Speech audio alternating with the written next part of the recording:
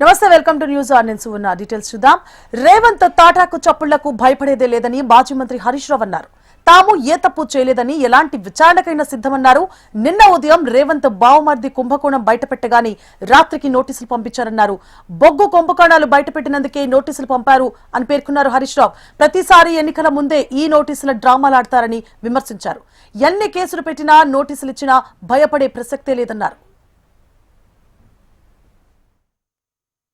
నిన్న రేవంత్ రెడ్డి బావమరిది భాగోతాన్ని పొద్దున్నే బయట పెడితే సాయంత్రానికి రేవంత్ రెడ్డి గారు నాకు నోటీస్ పంపారు. నోటీస్ కూడా ఎప్పుడు ఇచ్చారు?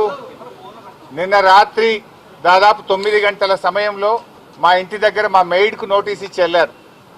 నేను ఆ సమయంలో సిద్దిపేట నియోజకవర్గంలో నా ప్రజలతో వివిధ కార్యక్రమాల్లో పాల్గొన్నాను. అయితే నిన్న రాత్రి 9ంటికి నోటీస్ ఇచ్చి ఉదయాన్నే 11 గంటలకు రమ్మన్నారు. నేను హైదరాబాద్లో లేను. అయినా కూడా రాత్రే హైదరాబాద్ చేరుకొని ఈరోజు వాళ్ళు ఇచ్చిన నోటీస్ మీద మేము హాజరు కావాలని చెప్పి నిర్ణయం తీసుకున్నాం. ఎందుకంటే మాకు చట్టాన్ని గౌరవిస్తాం, న్యాయ వ్యవస్థ మీద నమ్మకం ఉంది, తప్పకుండా వెళ్తాం. మేము ఏ తప్పు కూడా చేయలేదు, అందువల్ల భయపడము. ఈ రేవంత్ రెడ్డి తాటాకు చప్పుళ్లకు బెదిరే ప్రశ్నే ఉత్పన్నం కాదు. ఎందుకంటే ఇలా రేవంత్ రెడ్డి మాకు తెలుసు, నిన్న ఆయన బావమర్ది భాగవతాన్ని పొద్దున బయట పెడితే సాయంత్రానికి నోటీస్ పంపిండు. ఆ భాగవతం మీద కనీసం ఒక్క మంత్రి గాని ప్రభుత్వం నుంచి స్పందన కూడా లేదు. ఎందుకంటే మేము అన్ని ఆధారాలతో నిజాలు బయట పెట్టినాం కనుకనే ఆ సమాధానం లేక డైవర్షన్ టాక్టిక్స్ కోసం ఈ నోటీస్ పంపిండని అర్థమైతా ఉంది. నిన్ననే చెప్పినాం మేము, ఈ దండుపాలెం ముఠ రేవంత్ రెడ్డి కేబినెట్ ఏ రకంగా వాటాలు పంచుకోవడంలో తన్నుకుంటున్నారో అన్ని విషయాలు బయట పెట్టాం. అంటే రాబోయేటువంటి మున్సిపల్ ఎన్నికల ముందు వీళ్ళ అవినీతి బయటపడుతుందని, వీళ్ళ అవినీతి బట్టబయలైతుందని, వీళ్ళ బండారం బయటపడ్డదని ఒక డైవర్షన్ టాక్టిక్స్ కు ఇవాళ రేవంత్ రెడ్డి గారు మాకు నోటీస్ ఇచ్చారు. నీ యొక్క అక్రమాలు, నీ బొగ్గు కుంభకోణము, నీ పవర్ కుంభకోణము, నీ హిల్ టీపీ ఇండస్ట్రీస్ కుంభకోణము, నీ భూ కుంభకోణాలు అసెంబ్లీ వేదికగా, ప్రజావేదికగా ఎప్పటికప్పుడు నిన్ను ప్రశ్నిస్తా ఉన్నాం.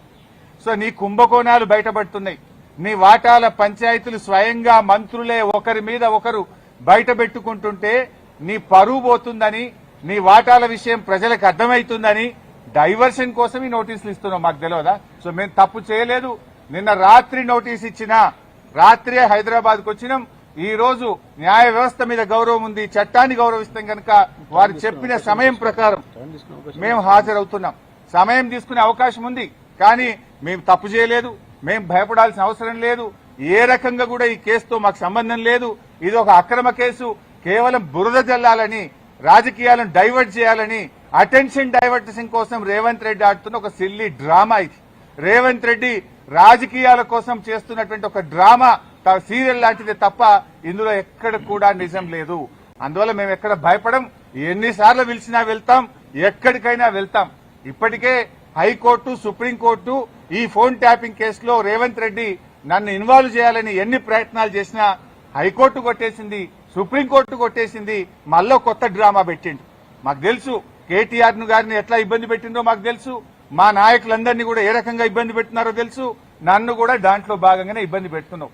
మీరెంత ఇబ్బంది పెట్టినా, ఉద్యమించిన వాళ్ళం, తెలంగాణ సాధించిన వాళ్ళం, ఈ తెలంగాణ ప్రజలకు అన్యాయం జరిగితే మేము ఊరుకోము. ఈ తెలంగాణ ప్రజల పక్షాన నిన్ను ప్రశ్నిస్తూనే ఉంటాం. తెలంగాణ ప్రజలకు నువ్వు ఇచ్చిన హామీలు అమలయ్యేదాకా నిన్ను ప్రశ్నిస్తూనే ఉంటాం. మీ అవినీతి కుంభకోణాలు బయట పెడుతూనే ఉంటాం. నిన్ను వదిలిపెట్టే ప్రశ్నే లేదు.